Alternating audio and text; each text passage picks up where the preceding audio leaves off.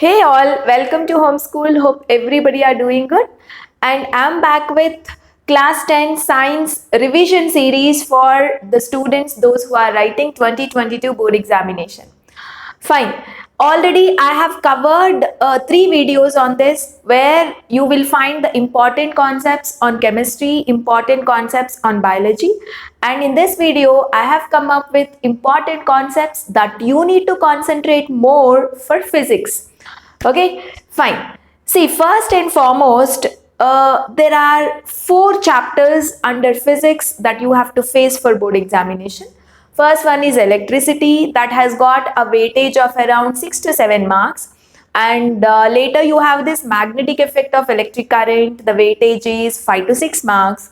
And the most important chapter is light, reflection and refraction, which has got a weightage of around 12 marks. And finally you have this sources of energy, the weightage is 3 to 4 marks.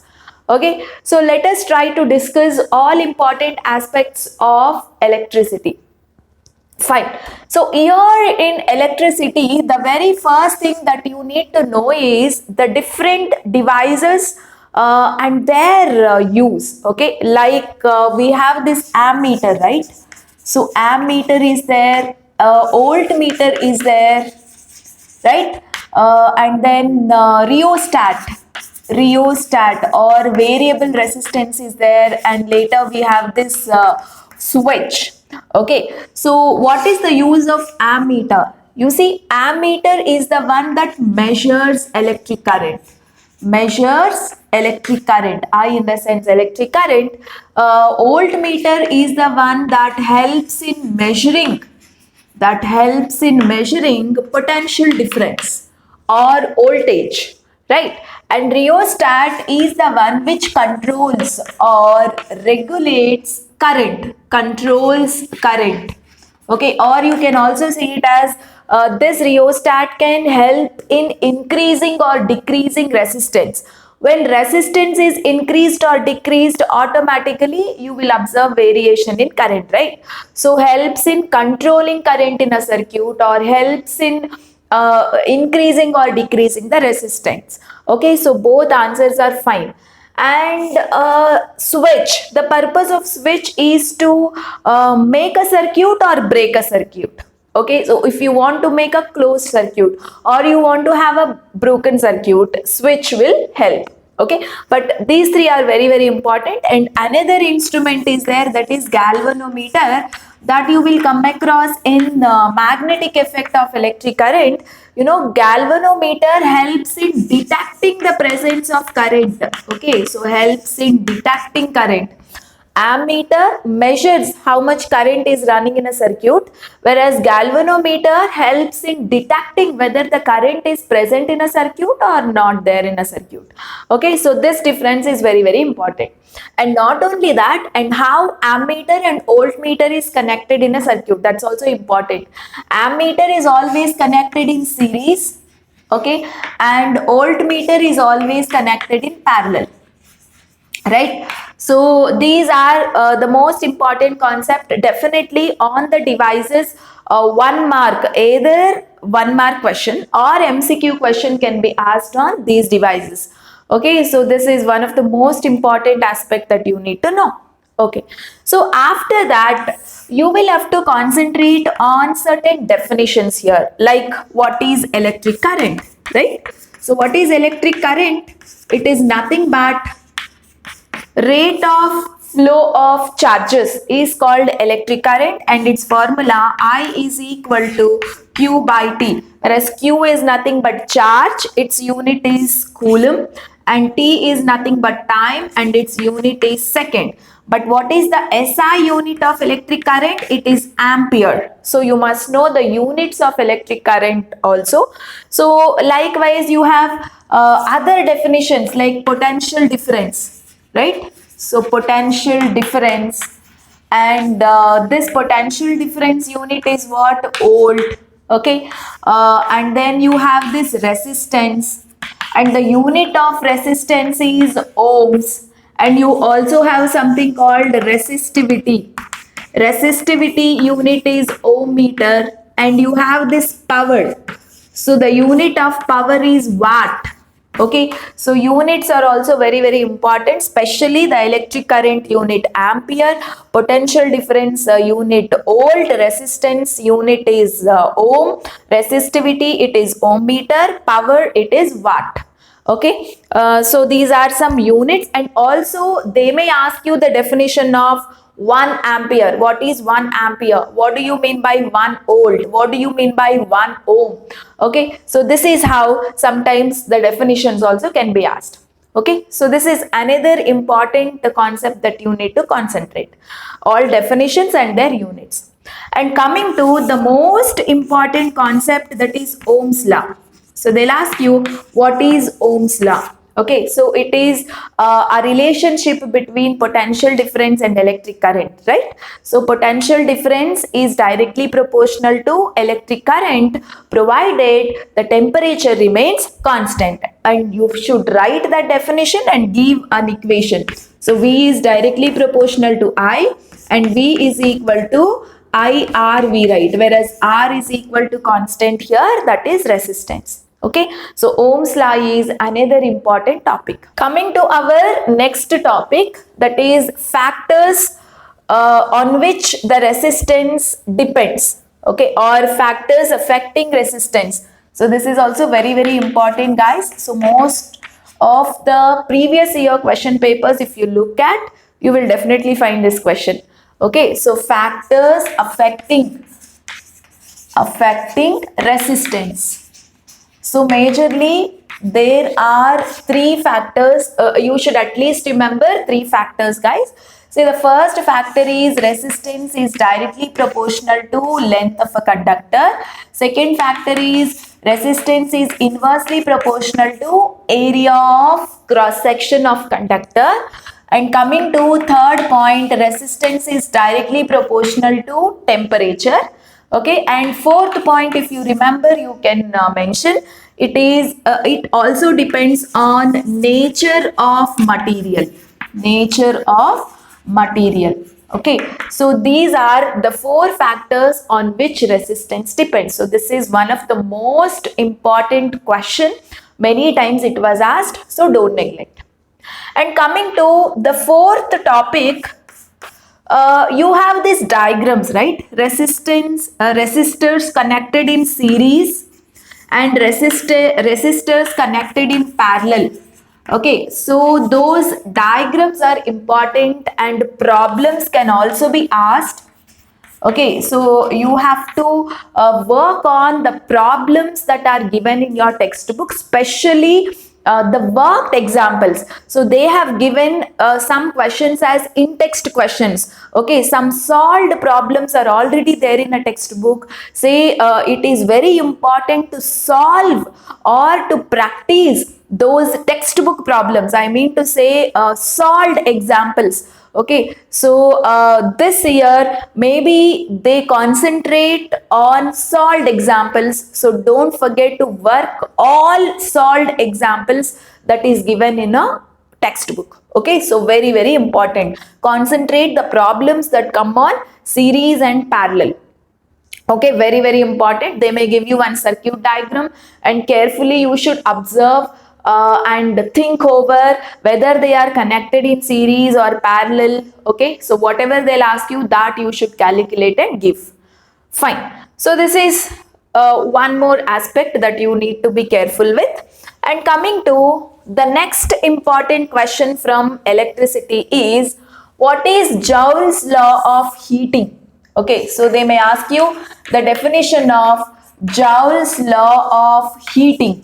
So you should mention the Jowl's law of heating definition, and also they will ask you the factors on which the Jowl's law of heating depends. Okay, so you should tell about this formula, H is equal to I square RT. Okay, so heat is directly proportional to square of current. Heat is directly proportional to resistance and heat is directly proportional to time. Okay, so like this point wise you have to answer in case if they ask you the factors. This is also one of the most important concept.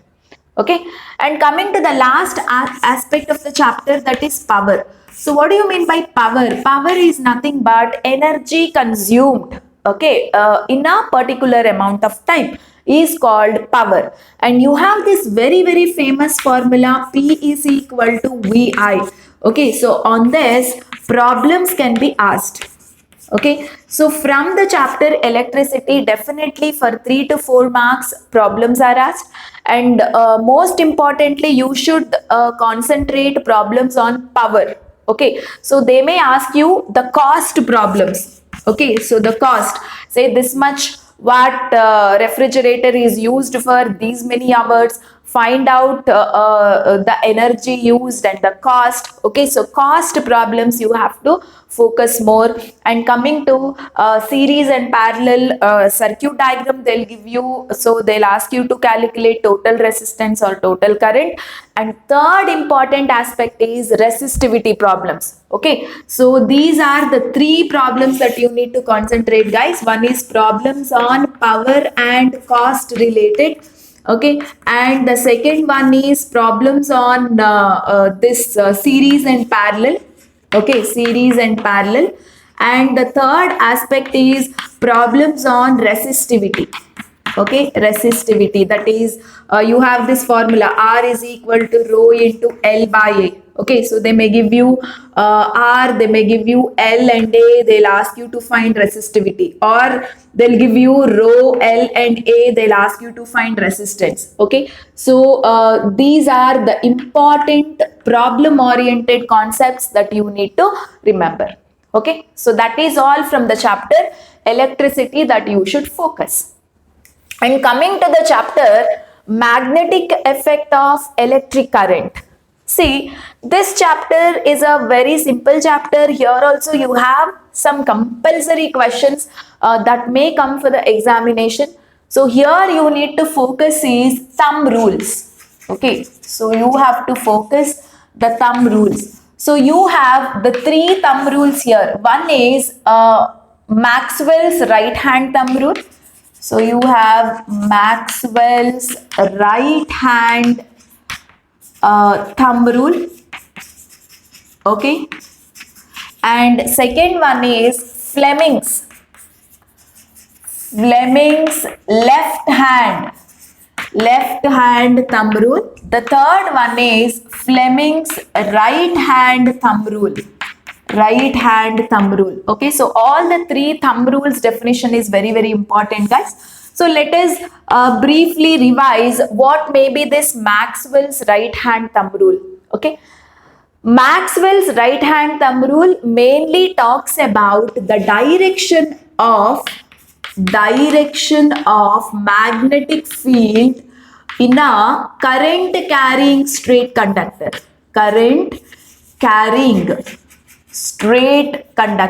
Okay, so if you have a straight conductor with you which is carrying a current, magnetic field is produced, right? So how is the magnetic field moves? Say if you take up a right hand, you know, the thumb indicates the direction of current, then curled fingers or folded fingers will tell you the direction of magnetic field. Okay, so that is what we call Maxwell's right hand thumb rule. Okay, and coming to Fleming's left hand thumb rule.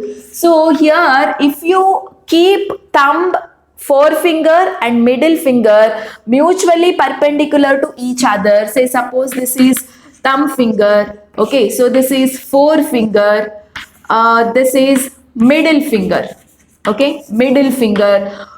Forefinger will talk about the direction of magnetic field, middle finger will talk about the direction of current, then thumb finger will give you the direction of force experienced on the conductor, right? So whenever current carrying conductor is kept in a magnetic field, it will experience a fold. It will experience a force. To find out the direction of force, we use Fleming's left hand thumb rule. Okay, so F in the sense you can remember this way. Thumb is always like head of the family, no? So thumb is like father. Okay, so F for father, F for force also. Then father, next important person in a family is mother, and the third important person in the family is children, that is current. Okay, so thumb finger is like father, which is nothing but force. Then forefinger is like mother, which is nothing but magnetic force, and the middle finger, which is like a child, C for child and C for current. Okay, so father, mother and child, force, magnetic field and current. Okay, so thumb indicates father. This finger, I mean this is your forefinger, which indicates mother, and the third finger, that is the ring finger or middle finger, that indicates the direction of current. So this way you can remember Fleming's left hand thumb rule easily. Okay, fine. And coming to the last thumb rule, Fleming's right hand thumb rule. Okay, so this is actually based on electromagnetic induction here. See, this thumb rule gives the direction of induced current. Okay, so here also the three fingers, thumb, you have to consider the right hand. This is the thumb of right hand, and this is the forefinger of right hand, and this is the middle finger of right hand. Okay, so thumb indicates the motion of conductor, movement of conductor. Forefinger indicates the magnetic field, and then the middle finger will give you the direction of induced current. Induced current. Okay, so this is the difference between the Fleming's left hand thumb rule and right hand thumb rule. Okay, so right hand thumb rule will talk about the direction of induced current, whereas left hand thumb rule will talk about the direction of force that is caused in the conductor when it is kept in a magnetic field. Okay, so these are the three important thumb rules, guys. Definitely you can expect a question from these thumb rules, so you should never miss out this. And apart from this, from the chapter, what you have to concentrate is electric motor and electric generator. Okay, so electric motor and electric generators, diagram is important, principle is important, construction is important, and working is important. Okay, so they may ask you, explain principle, construction and working of electric motor, or principle, construction and working of electric generator. So both are very, very important. Okay, so electric motor works on what principle? On the principle that conductor, current carrying conductor, when kept in a magnetic field, it experiences force, whereas electric generator will work on electromagnetic induction. Okay, so and apart from this, you should also concentrate on the definitions like overloading. Okay, so overloading, short circuiting, okay, and then fuse, and something like earthing. Okay, so on these aspects you can concentrate. And I have, if you want what sentences we have to write for principle, construction and working, you can watch the playlist of magnetic effect of electric current, part 7 and part 8. Okay, so I will share all the playlist links in the description. You can just watch whichever the topic you want.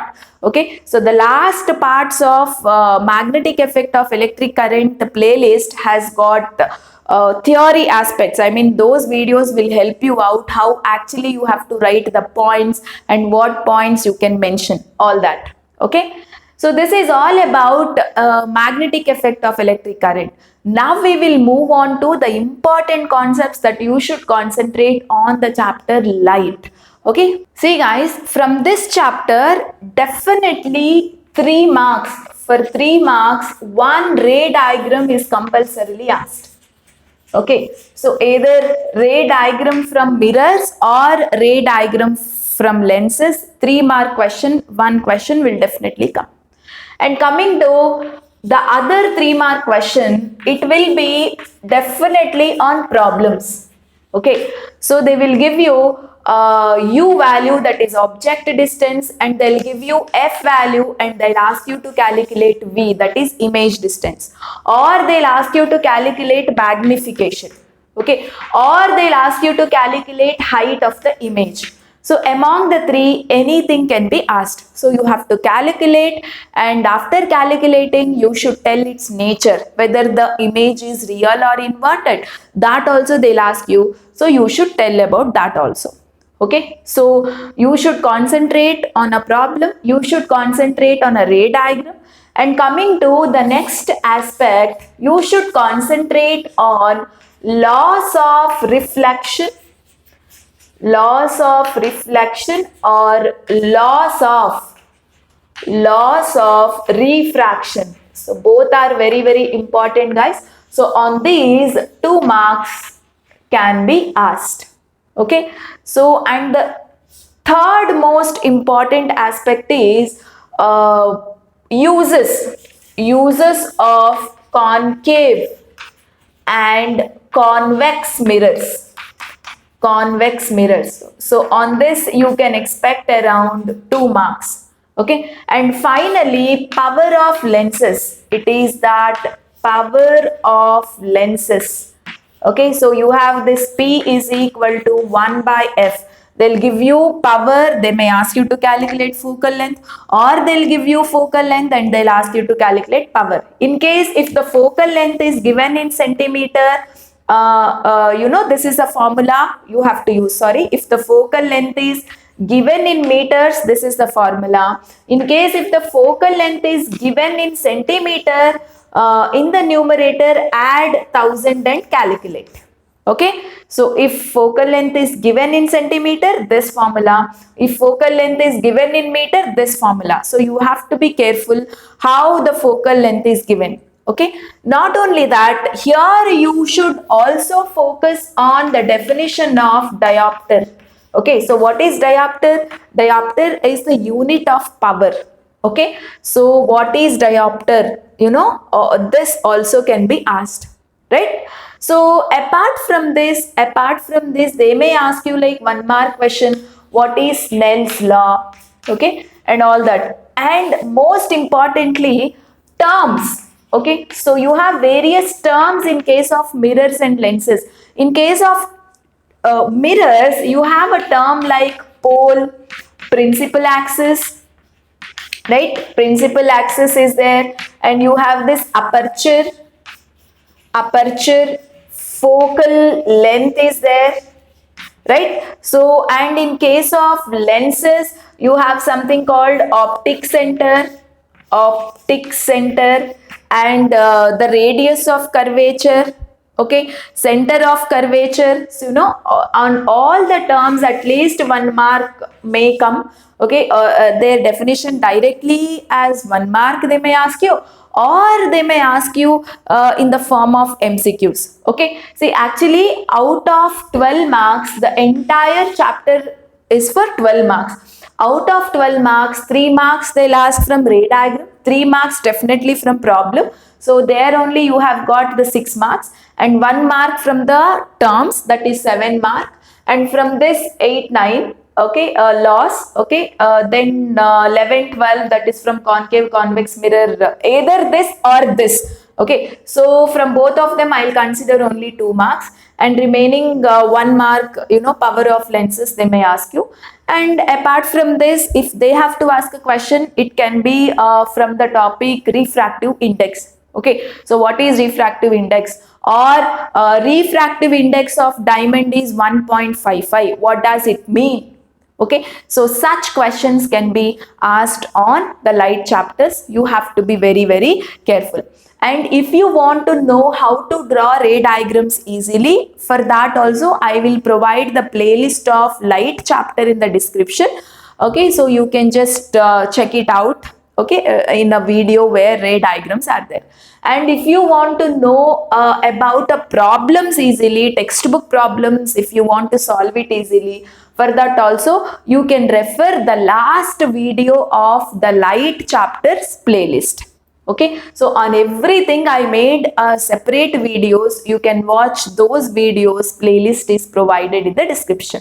Okay, so this is what you have to concentrate. So I repeat once again, ray diagrams, problem, okay, and then terms like what is pole, what is aperture, what is focal length and all that, and the loss of reflection and refraction, uses of concave convex mirrors, and power of lenses concept. Very simple concept. Formula you should know, how to calculate you should know, and you should also know the definition of one diopter. Okay, fine. And coming to sources of energy chapter. See, this chapter has got a weightage of around 3 marks, and for 3 marks what they may ask is, very important is biogas plant. Okay, so the diagram of biogas plant, if they ask, they will ask for 2 marks. Other than that, they may ask you what are the constituents of biogas. Constituents of biogas. So can you tell me what are the constituents of biogas here? That is CH4 is the major constituent. 70% of the biogas contain CH4 only. Okay, and then you have H2S gas, and you have hydrogen gas, and you have carbon dioxide gas, right? So these are the constituents of biogas. Or they may ask you the definition of biomass.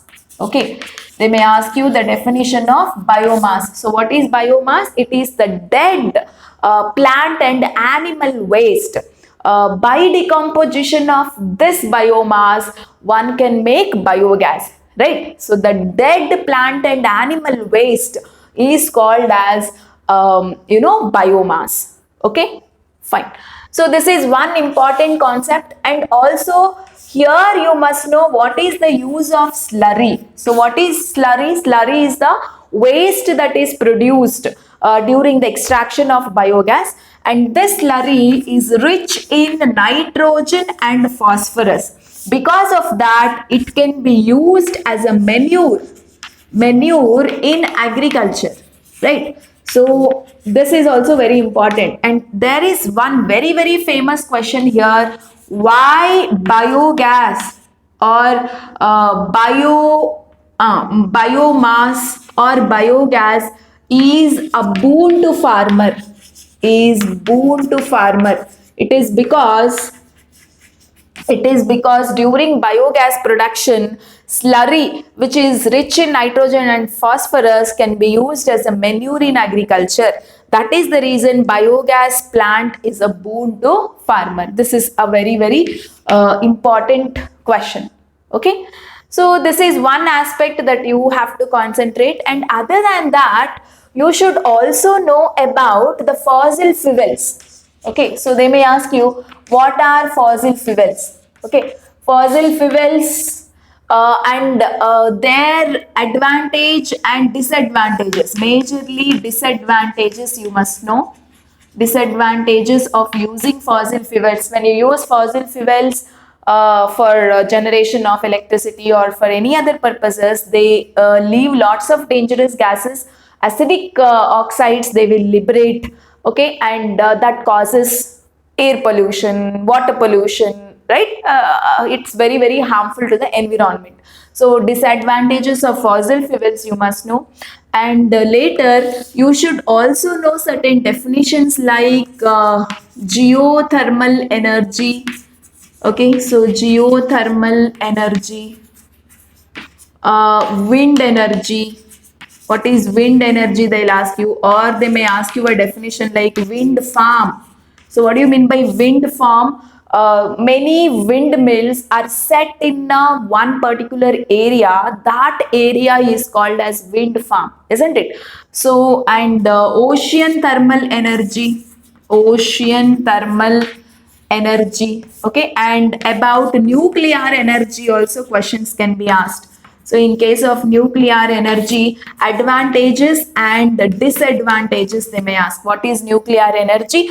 Advantages and disadvantages. This is also one of the very important concept that you need to concentrate. Okay, so these are and also one more thing. How do you say that a fuel is a good fuel? Okay, so what are the qualities of good fuel? Qualities of good fuel.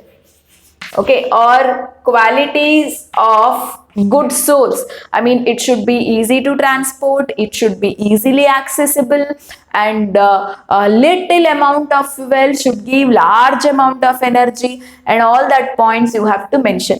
Okay, so I think this much is more than enough to learn from the chapter sources of energy. Completely learn about the biogas plant. You should know the definition of biomass, you must know the constituents of biogas, and you should know importance of slurry and where it is used. Next is qualities of good fuel and fossil fuels and its disadvantages. Definitions like geothermal energy, wind farm, then ocean thermal energy, nuclear energies, advantages and disadvantages. Okay, so these are the various things you have to concentrate on, sources of energy. Okay, and in physics, apart from this theory concept, definitely the problems, okay, problems in light chapter, and in the electricity chapter I already mentioned cost related problems, very important. You can definitely expect one problem this year about the cost problem. Okay, and the third one is resistivity problem, don't forget, and the fourth one is circuit diagram. They'll ask you to calculate total resistance or total current or whatever may be. Okay, that means on series and parallel concept problems can be asked. Okay, and simple problems on Ohm's law, electric current and all that. So these 5 varieties of problems that you need to focus completely. Okay, so this is all about the important aspects or concepts from physics part. So I have given important aspects from chemistry, important questions from biology, and also important concepts from physics. Study all the three, watch all the 3 videos carefully and note down what are the important things that you need to focus. Okay, so definitely if you can focus these concepts, you can score very nice mark in your board examination. Okay, so thank you so much guys, all the best, all the best. Use the content which is there in a channel to a maximum extent. All the topics are covered in a detailed way. Okay, so watch all the playlist, all chapters playlist I will give it in today's video's description. Okay, so don't forget to check it out. Whichever the concept, whichever the topic that you don't know, that one you can learn. Okay, so don't forget to watch the playlist. Thank you so much guys, all the very best for your examination. Keep learning, keep learning. Success is all yours. Okay, thank you.